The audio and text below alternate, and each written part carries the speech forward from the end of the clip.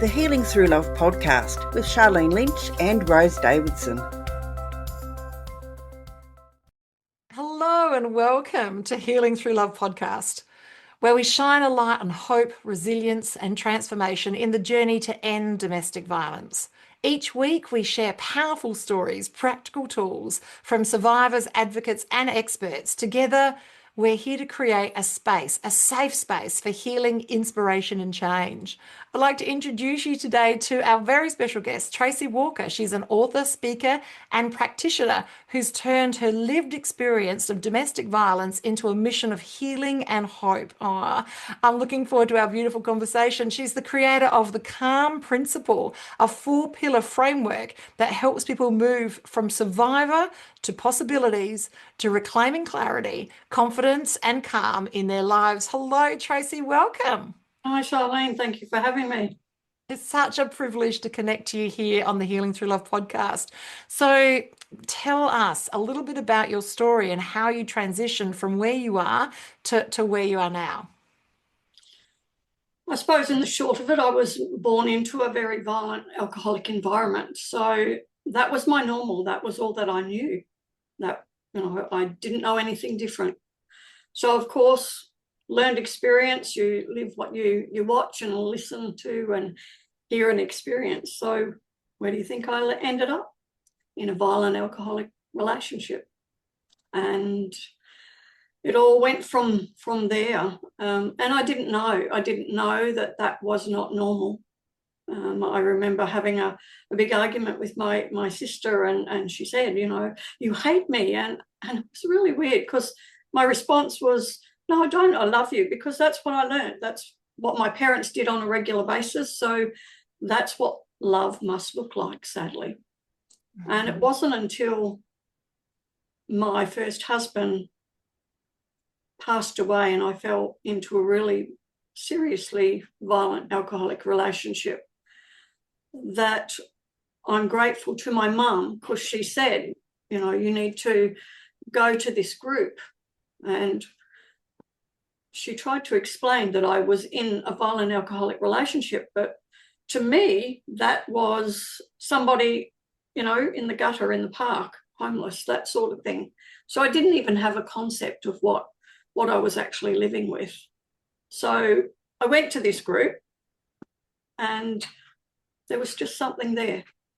It just grabbed me. There was something I'd never, ever experienced before. There was like a love in the room, an acceptance of what I was living with, who I was, and I was just accepted. And that was really a start of opening my mind and my thoughts of what this actually was, because I didn't have any clue. I really had no clue of what I was living with. So if somebody had sort of said coercive control or all of those things, I wouldn't have had a clue what it was, because I only knew what I lived. So Tracey, this group that you went to, were they specifically in and around, was it Al-Anon or AAA? Yeah, it was Al-Anon. Yep. It was for the family and friends of alcoholics. And it just opened my mind to doing things in a totally different way. So over time, I changed. I took back control of my choices and I stopped the screaming and the yelling and all the things that you get caught up with in those situations. And I just had this calm. I just found that to do what I was doing previously actually escalated everything to a point where, I got beaten up and everything that goes along with that.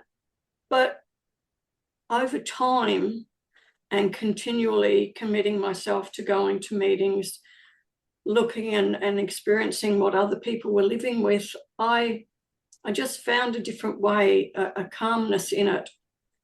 And it just changed me.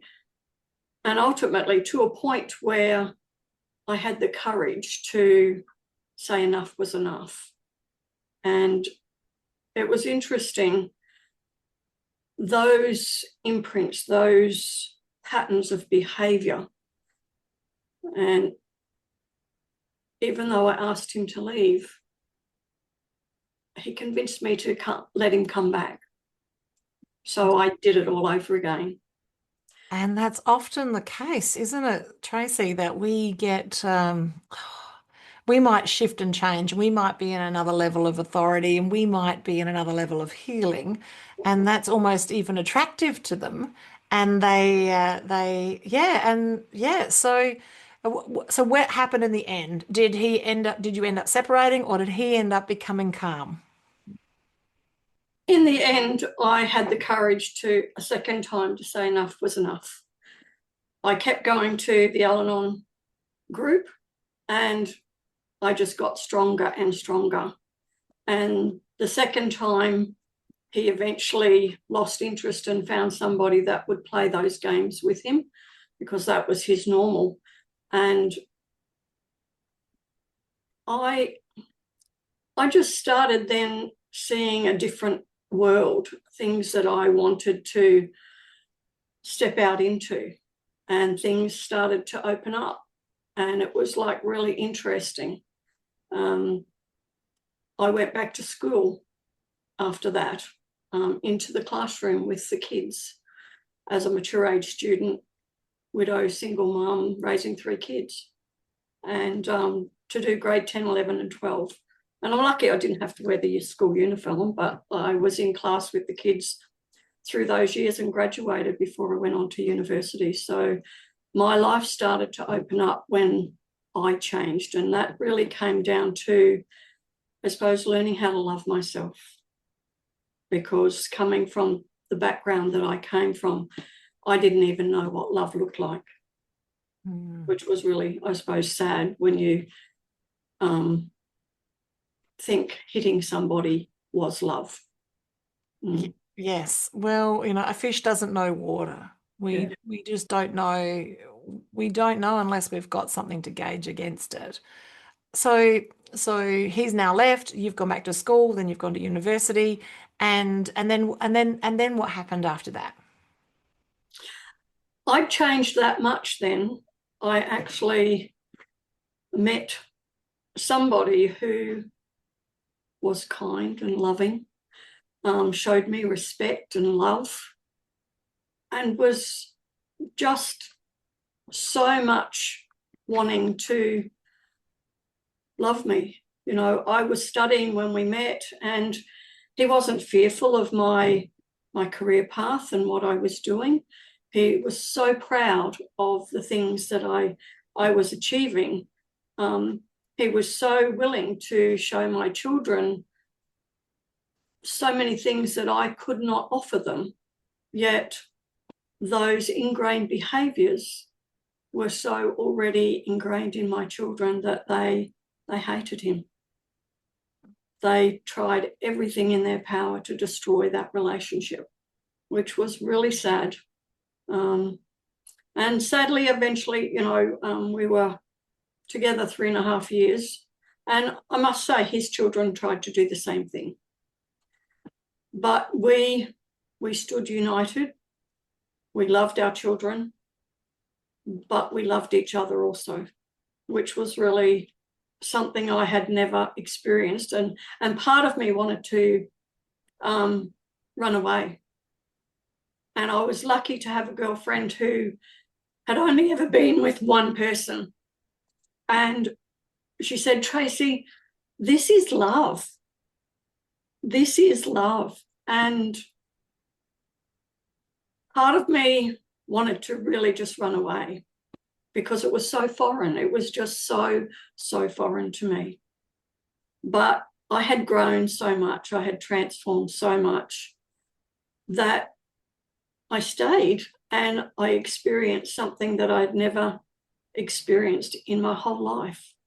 Oh, I hear you, Tracy. I am late to love. I only got married in 2023. We only reconnected during COVID, actually. And yeah, it's a completely different story having adult children Yep. and walking into a relationship that's already existing. So yes, I get it. And when you know, though, you know. And you're right. When we are at a different frequency, when we think about ourselves differently, when we've got different board barriers and different like rules of how we're going to show up, then we attract different people. We magnetically attract a different type of person. And we also magnetically repel the people that maybe we used to attract when we were different. Yeah, Yeah. you're singing my story. I love it, Tracy. Okay, so now that brings us to today, where you are walking people through your calm framework. And this is what you're teaching in schools, and this is what you're sharing with people on a speaking platform as well, and taking people through on in your retreats. So to unpack, if it's okay, a little bit about the calm process. I suppose it comes down to, getting clarity on where you actually are. And I suppose the example I can give is I didn't have clarity. Growing up in a violent alcoholic environment, I didn't have clarity. I didn't know what I was living with. So when you can open people's minds, even if it's just in the slightest little way, to crack that egg a little bit and help them get clarity of what's really happening in their life, that's the beginning. And then to help them to sort of start to awaken to the awareness of where are these patterns coming from. So like me, I recognize that's what I was born into. And once I started to explore that, not in a negative way, but to have an understanding and awareness of why I do what I do. And then we have to then face our fears. So that's having the liberation of going, wow, I can feel in my body that fear rising. And that's the thing that sometimes it's easier to go back to what we know, back to that comfort zone and say, oh, I'm better staying in what I know. And that's exactly what I did. It was easier to stay with what I knew because I knew how to react. I knew how to behave. That was my normal. But through my process, I help people see that you can befriend your fear. You can walk with fear and do it anyway. And when they start to explore that, amazing things start to happen, and it's not big, massive things. It's in little baby steps. And then once they've recognized that, we step into momentum, and that is building our vision. What does life look like? What do you dream it can look like? What is possible without having the fears and the thoughts of, well, I can't do that because I don't have enough money. I can't do that because I don't have the skills, and so on and so forth. And when you bring it all together, that comes under the calm principle. And that's how, I suppose, watching women that I take away on retreats to have that light bulb moment to awaken and go, wow, to build whatever their dream. So my first retreat, I had a young girl who came along, and she's just recently put out her new song out into the world, and I'm so proud of her. And at my last retreat, I had a woman that had a dream, and now she's following that dream that she'd put off and put everybody else before her dream. And that's, I suppose, just fills my heart to be able to help women to step out into the world and see what's possible. Oh, I love it. So, with this beautiful level of clarity, awareness, and being liberated, and now then getting that momentum. And these are all of the amazing things that you do when people come to the retreats. I love it. I love it. So, I'm curious. It's been a long journey for you, and you had a lot of times where you didn't really realize there was even a problem. Yeah, that you just thought this was how life was. So, to that audience that might be listening today, that might not even be problem aware, they might not even realize what is possible. Because if you don't know, you don't know. What would you say to them? pause, just to pause and have that reflection time, because that's what the women do at the retreat. I have many different activities for them to have that time to just pause and sit. You know, if they want to know more, they're quite happy to reach out to me. I'm quite happy to do that. I suppose it's another example I can give is a young mum who reached out, and she was struggling with her son who had just started high school. And his first term in high school, he ended up in suspension more than being in school getting an education. And Mum was at her wit's end. She really didn't know what to do next. And I just said, well, if he's willing to have a conversation, we'll see where it leads. And as a practitioner of EFT, emotional freedom technique, and matrix re-imprinting, he said yes. And after only 2 sessions, he released all this anger and this frustration that he had with the administration and the teachers and the bullies and just the school system.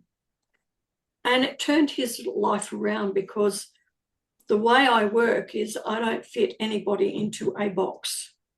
Whoever I work with, it's where are you at? And let's find something that works for you. And we did. And he could take that to school and use those techniques in the classroom. And nobody knew he was doing these techniques, to a point where everything changed. The bullies left him alone. Even his English teacher rang Mum and said, wow, I don't recognise him anymore. They were just shocked. So these are the tools that people can use to take away and change everything in their life. And that's powerful, you know, because what I find in the work that I do, they hold their answers. It's not for me to tell them. It's meant to open their mind, you know, to what's possible. Yeah. I love it. So if you're listening today and you're not sure, you just pause. Take that moment to pause. And how then, at the other end, do you know that you've made it? Like if we don't know what we don't know, how do we know that we're living our best life? You're still continuing to put one foot in front of the other. So I haven't got the end of my journey. I'm always evolving. There are always new things that rise up and go, hey, you know, I'm here. You need to deal with this. So I really am tapped into my body these days, that even if I feel a little niggling, the light bulb comes on for me and says, okay, there's something here I need to address. And it's really, really important, because I will never stop growing. I'll never stop learning to the day that I'm not here anymore, because that's growth. That's continually evolving and moving forward. And I keep that momentum going, because there is no way that I want to go back to what I came from. Yes, exactly. So that level of pause brings us into that level of awareness, that body awareness. We can see, hey, this is going to lead us to that level of intuition, so that we can really get connected to that. Is this my stuff? Is it someone else's stuff? Is it my past stuff? And we can bring that into now by having that level of, you know, connection to self. I love it. So in closing, what would, Tracey, be your final words of wisdom to our beautiful audience? Connect with yourself, love who you are, and also who you want to be and who you're becoming.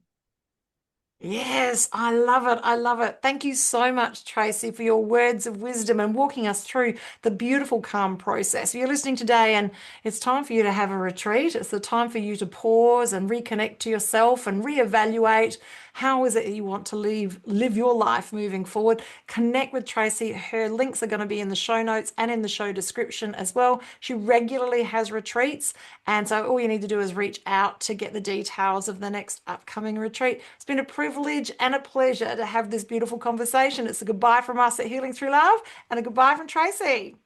Thank you very much, Charlene, and to your listeners. Thank you.